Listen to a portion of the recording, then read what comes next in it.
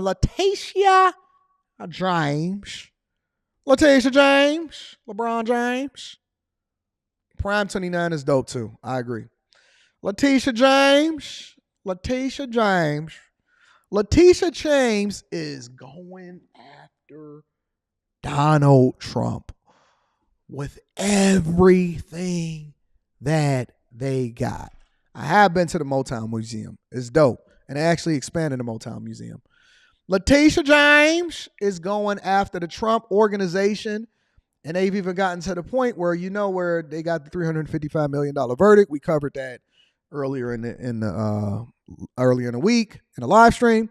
But now she's saying that she's going after the Trump organization and she wants to basically take over the businesses and garnish and do whatever it is that she can in order to get the money that they finding for over in New York. Make sure y'all hit a like for the algorithm, subscribe to the channel, and turn on your notifications. This, ladies and gentlemen, is Leticia James. In the NRA case rests in the hands of a jury. Attorney General Leticia James now considering her next move after Donald Trump's fraud penalty. Late this afternoon, the AG told ABC News that she will seize the former president's assets if he is unable to find the cash to cover the $355 million fine for fraud. ABC's Aaron Katersky sat down with the Attorney General. He joins us now live in Lower Manhattan with more on that conversation. Aaron. Sandra, Attorney General James has been living with this case since September of 2022 when she first filed her lawsuit against Donald Trump. She endured multiple attempts to delay it or dismiss it, and 4 days after the judge issued a decision, she said she is confident it will hold up on appeal. The big question, of course, can Trump pay $355 million plus interest? The Attorney General told us that wasn't for her to say, but she said she would do everything in her power to hold him accountable, including, if necessary, trying to seize his assets. If he does not have funds to pay off the judgment, then we will seek, judgment enforcement mechanisms in court, and we will ask the judge to seize his assets. Let me give y'all some insight into money a little bit, especially money from people that have significant resources. Very few people in this world has $350 million. Dojo says $350 million is nothing to Trump. It's not true. $350 million is $350 million to everybody. I don't care who you are. I don't care if you Jeff Bezos. I don't care if you're Elon Musk. $350 million is $350 million, okay? But the thing that people don't understand is that nobody, and I mean literally nobody, is sitting on $350 million. I'm not even sure that Apple has $350 million in cash. Let's see how much cash Apple has on hand. Because y'all really need to understand money.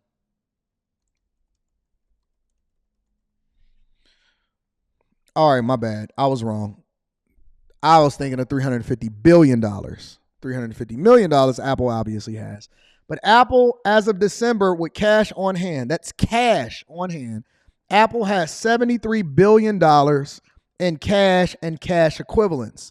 That's just money that's accessible for them to do whatever it is that they need to do and whatever it is that they want to do on hand as of their latest reporting. However, individuals, and I was wrong on that, so give me a second. They got $73 billion in cash on hand. I was thinking of $350 billion, not million, all right? $350 million. Let's say, for example, you're a billionaire, all right? Let's say, for example, your net worth is $1 billion or $2 billion. You don't usually sit on that much money in cash because all that means is that's how much you have in net worth. That means that that's how much you have in assets. Your business might be valued at this. Your real estate might be valued at that. Your company might be valued at this. You may have some cars. You may have a home that you live in. You may have your retirement. You may have your 401k or whatever like that. So basically, your ability to liquefy your assets in order to substantiate how much you have ultimately goes into What you have. Even Jay Reed says Steve Ballmer years ago bought the Clippers NBA team for $1 billion in cash. Did he? Actually, what he did was he leveraged his assets in order to get the money to buy the team. Because think about it. He wasn't just sitting on $1 billion just sitting in the bank. Nobody just sits on $1 billion in the bank.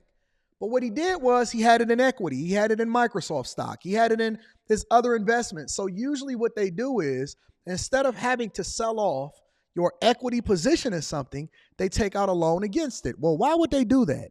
They do that so that they don't have to pay the taxes on it. I have to take out almost $2 billion, sell off $2 billion in assets in order to come up with $1 billion because then I have to pay the taxes on it. And I'm taxed at the highest tax rate, right? So now, in order for me to shell out $1 billion, I got to sell $2 billion in assets. It's similar to what Elon Musk did as far as his equity position that he had to liquefy. And that's why he had one of the biggest taxes that he had to pay when he then sold some of his position inside of Tesla. And then he wound up buying Twitter, but he didn't buy Twitter for 100% cash. He wound up buying Twitter and then he financed some of it too, right? So my thing is, what they usually do is they leverage their assets to then get loans against it so that they don't have to pay the taxes. It's not that they don't have to pay it's not that they don't have the money. It's not that they don't have the resources. It's because they don't want to have to pay the taxes as a result of it. But they always want their money working for them. So why would you not have your money deployed? And when we look at these people, we say, are they a billionaire? That means that they have a net worth of $1 billion or more. Very few people are just sitting on $355 million in assets, but they may be able to be liquid that much depending on what their net worth is, okay? So remember, I know that he bought it in all cash, but it just means that he didn't finance it. I need y'all to focus. I know that he purchased them, meaning that he didn't have to finance it or he doesn't owe anything as a result of it. But I want you to understand how it works. My people ain't listening. All they doing is paying attention to the news articles. Oh, man, they doing it in cash. When Mark Zuckerberg bought his houses or his properties over in Hawaii, he's not necessarily saying, listen, I'm about to buy this property in cash. They take out loans for it. Why? Because they don't want to have to liquefy their positions and their equity stake in something in order to then get the property. And they don't want to have to pay for it like that.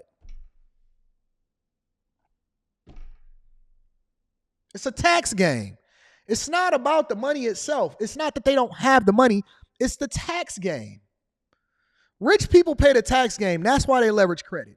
They don't leverage credit as like normal everyday people leverage credit. Y'all use it to buy goods and services that you don't need.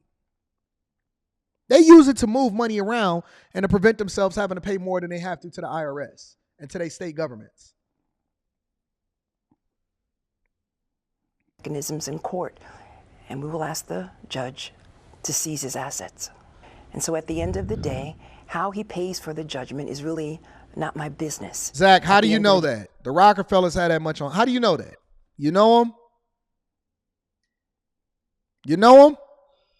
CJ, just tell me that you don't have premium without telling me you don't have premium. How do you know that? How do y'all know this stuff? Do y'all know what these people's monies is like? Y'all going over to Celebrity Net Worth in order to get your information? Come on, man. We got to wake up. He was responsible and liable for $363 million plus $100 million in interest. Right out the window of the Attorney General's office is 40 Wall Street. That's the building that Leticia James looks at every day. It was the subject of an overvaluation on the part of the Trump organization. I think she is that evil. would be the one that she goes to first to try to seize if, in fact, Trump somehow is unable to come up with the money another way. But he owes $90,000 a day in interest the longer this goes on. So it's going to add up very quickly. The Trump organization, Trump himself, his sons are expected to appeal in short order to try and stop that interest clock. But the Attorney General is confident that her judgment will hold up and that she ultimately will prove victorious over the former president. $90,000 a day in interest?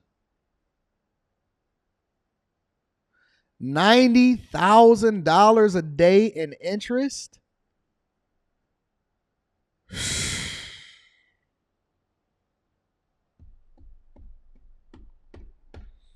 All because you on a completely different side of the political spectrum.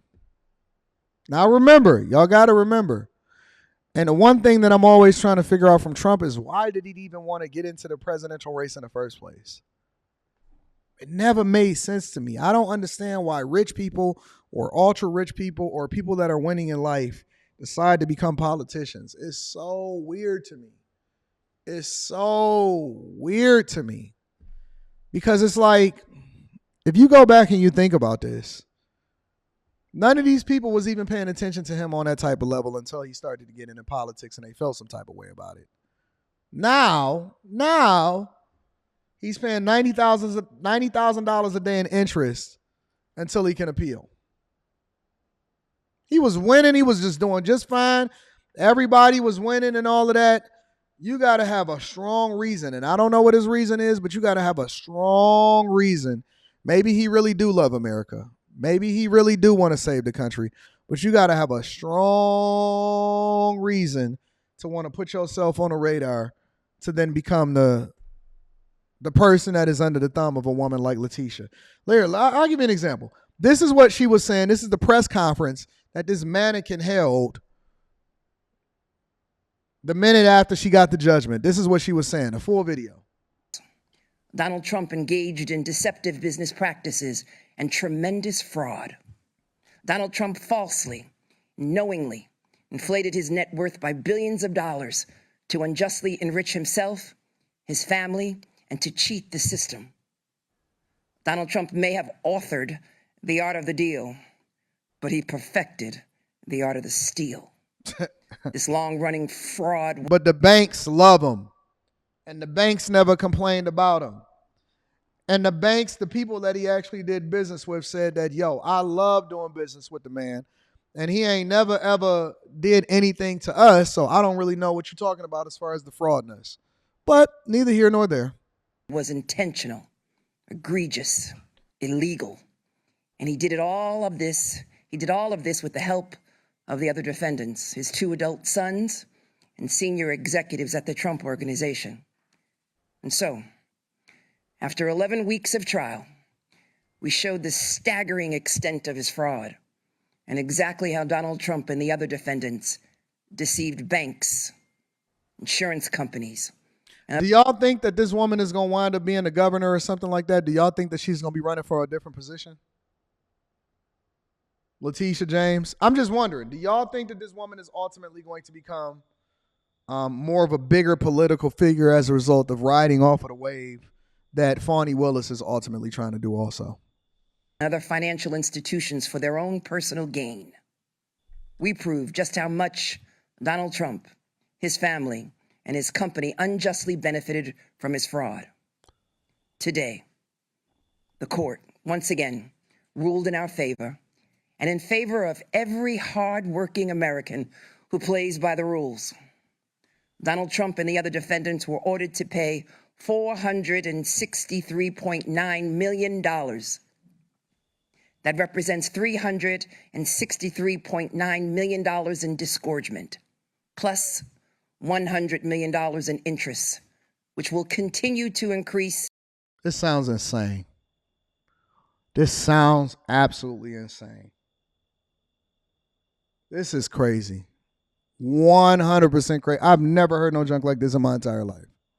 Every single day until it is paid. Donald Trump, the former chief financial officer of the Trump Organization, Alan Weisselberg, and the former controller of the Trump Organization, Jeffrey McConney, are each banned from serving as an officer or director of any New York company for 3 years. Mr. Weisselberg and Mr. McConney are also banned for life from serving in a financial management role in any New York company. Donald Trump Jr. and Eric Trump are banned from serving as an officer or director of any New York company for 2 years. And Donald Trump and his companies are banned from applying for loans from any New York bank or financial institution for 3 years. A new independent director of compliance will be created at the Trump Organization to ensure the company establishes internal protocols and meets financial reporting obligations. And the current independent external monitor will continue to oversee the company's financial dealings and ensure this fraud cannot continue. I want to be clear. White-collar financial fraud is not a victimless crime. When the powerful break the law and take more than their fair share, there are fewer resources available for working people, small businesses, and families. And everyday Americans cannot lie to a bank about how much money they have in order to get a mortgage to buy a home, or a loan to keep their business afloat, or to send their child to college. And if they did, our government would throw the book at them. I want to thank the entire incredible and hardworking team in my office. All right, we got all that we need to hear. I just wanted to see who she was because I just started to become familiar with her because of this case and because of everything that's going on. So now we know what to pay attention to, and now we can keep an eye on it because I've already given you my spiel of what I think about her and what's happening in the very beginning of the week. I think I did that on Monday. But now we know what we're dealing with, and now that you know what you're dealing with, you can make adjustments. One thing is for sure, I'm never moving to New York. Never a reason to move to New York. Never a reason to move to Chicago. Never a reason to move to Seattle. Never a reason to move over to Baltimore. Never a reason to move over in a lot of these places. I'm fine just where I am. I don't need no problems from crazy women like this that has a